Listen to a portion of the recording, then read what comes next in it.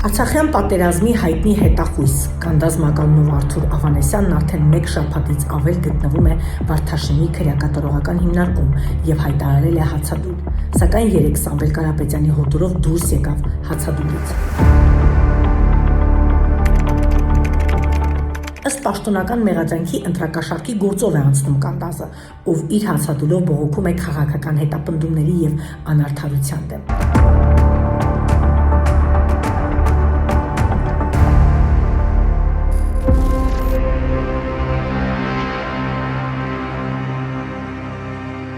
Իսկ ով է Կանդազը,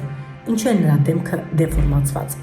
Ժողովուրդ օրաթերթ ուսումնասիրեց նրա կենսագրությունն ու զրուցեց մարտական ընկերների հետ։ Արթուր Ավանեսյանի պատմությունը սկսվել է Մարտակերտի Մաղավուզ գյուղում, որտեղ նա երազում էր դառնալ ֆուտբոլիստ, զինվորական ծառայության մասին չի մտածել։ 1986 թվականին սպորտային կրթություն ստանալու նպատակով Մաղավուզից տեղափոխվել է Մոսկվա եւ ընդունվել սպորտային ուսումնարաններից մեկը, սակայն 1988 թվականին Արցախյան շարժումը փոխեց նրա կյանքի ուղին։ Նա թողեց Մոսկվայի սպորտային կրթությունը եւ վերադարձավ Արցախ, մասնակցելու ինքնապաշտպանական մարտերին։ 1992 թվականի իրադարձությունները դարձան նրա կենսագրության ամենածանր էջերից մեկը։ 1992-ին, երբ մտել է արդեն գրաված գյուղ, տեսել է իր տատին բալկոնում, վիզը կտրած։ Տատին հողին էր հանձնել հենց տան բակում։ Այդ տեսարանը մնաց ինձ հետ ամբողջ կյանքում, արդեն արյունը տվեց աչքերիս։ Այդտեղից սկսվեց հետախուզական կյանքս։ Մի առիթով պատմել է Կանդազը։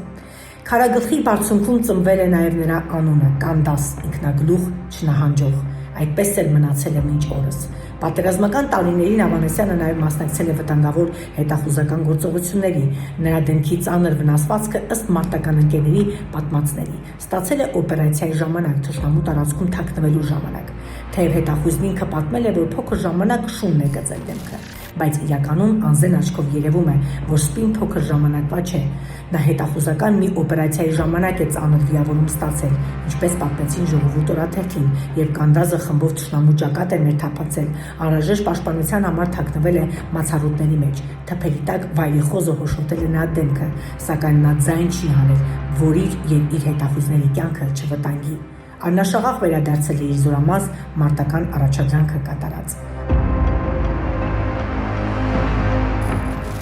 Այսօր Կանդազը գտնվում է կալանավայրում, բոլորովին այլ իրականության մեջ։ Ըստ գաղտնալսումների նա համոզում է իր հայրենակիցներին ընտրել ուժեղ Հայաստանի, խոստանալով, որ ամեն ինչ է լինելու է նրանց համար։ Այսպիսով, Կանդազի պատմությունը, որը սկսվել է պատերազմական հանգամանքներում, այսօր շարունակվում է բանտում։